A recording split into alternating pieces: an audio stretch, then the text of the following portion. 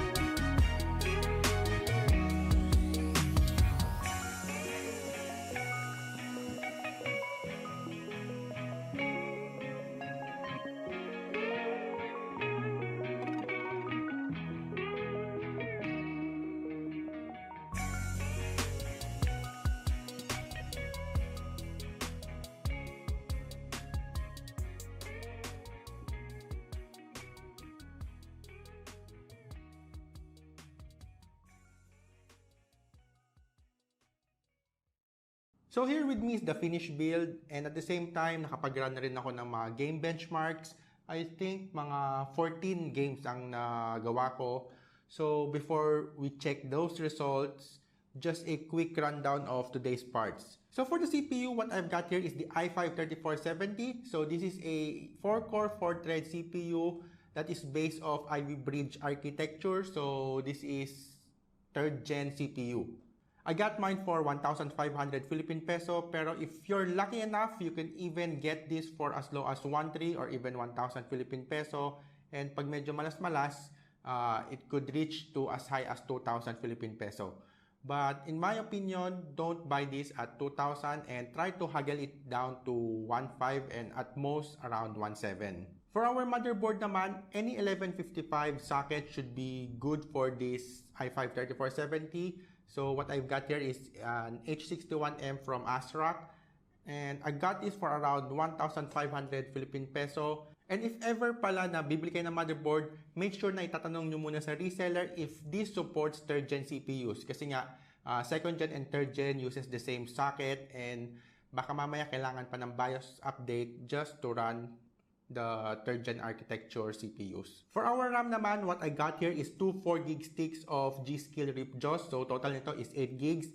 And again, ang recommendation ko is to get a minimum of 8GB worth of RAM as 4GB is not enough even on a casual basis as web browser requires more than 4GB to run it smoothly. As for the price difference between a 4GB and 8GB stick, malaki na yung improvement na makukuha mo for a measly 500 to 800 Philippine peso price difference. As for our GPU for today's build, what I got here is the RX 560, and I already did a benchmark review on my last video. Pwede nyo na-check if you want to see the performance when pairing this on a newer processor. Price itong RX 560 ngayon is around 2,500 Philippine peso, pero due to the COVID pandemic, medyo nagkakahirapan nga maghanap ng stocks nito. But upon checking tipidpc.com, marami pa naman ako nakikitang mga listing ng RX 560. Medyo mas mahal lang, mga 2,700. Pero again, if kailangan nyo ng price margin, I wouldn't pay more than 3,000 pesos for an RX 560. As for storage naman, you have two options. First is to get a 120 gig SSD, or if you want more storage, you can get a regular 1 terabyte hard drive. Medyo similarly priced naman sila. As for my case, I went with the SSD. Though mas maliit ang storage capacity nito, mas mabilis naman magdagdag ng storage drive down in the line as compared to migrating an OS to an SSD. For the last two parts of our build, meron tayo yung case and yung PSU. As for the case, wala naman tayong problema dyan. You can easily find a generic casing for as low as 500 Philippine peso. And if ever gusto mo pa rin talaga makatipid, meron yung mga open caseless tray na it's just around 100 to 150 Philippine peso. For the PSU naman, what I got here is a 550 watt unit from Antec. So, I got this in Lazada for around 1,000 Philippine peso. Though out of stock na siya ngayon, you can easily find a similarly wattage one across Facebook, Lazada, or Tipid PC. And as much as possible, medyo iwas muna tayo sa mga generic PSU. And if ever talaga wala lang choice, tsaka tayo mag-settle for that. So the total cost of our today's build is around 9,500 Philippine peso. And if ever gusto mo na isara to 10K, you could always add case fans, as tulad nitong build ko, meron lang siyang isang intake. And again, more fans generally means better airflow for our system, meaning better temperatures. So going back to our gaming benchmark results, we can see that the RX 560 in this build still performs similarly as compared to my RX 560 in my last video. Based from that information, we can say that our CPU is still not bottlenecking our GPU. Meaning, pwede pa tayo mag-upgrade ng GPU to an RX 570 or even a GTX 1650 Super down the line if ever nakukulangan na kayo sa GPU performance ni RX 560. Lastly, let's talk about upgrade path.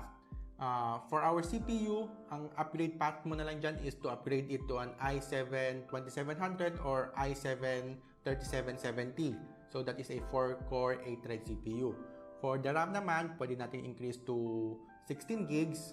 And I think 32 gigs is an overkill na for this kind of setup. And lastly, for our GPU, like sinabi ko kanina, pwede natin upgrade to a GTX 1650 Super, RX 570, 5500 XT, and if ever nakakuha na kayo ng 3770 na CPU or 2700, I think pwede pa rin mag-run to a max of 1660 Super or even a RX 5600 XT. So that's it for today's video. If you got any comments, suggestion, go do it on the comment box down below. And if you like the video, go hit the thumbs up. And at the same time, do subscribe to my channel for more used build vlogs and budget builds like this. Once again, this is Brain of Junkyard Summit. Thank you and see you in the next one.